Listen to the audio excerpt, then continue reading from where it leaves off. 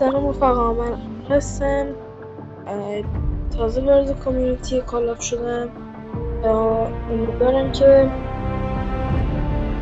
این راه ادامه بدم.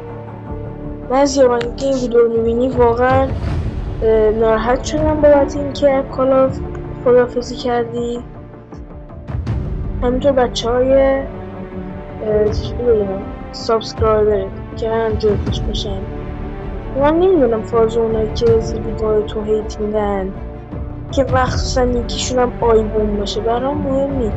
مهم خودتی که پلی رو در کالاف داشتی، مخصوصا اون 360 که با هیف بایر از برج بلک مارکت زدی با تندرا.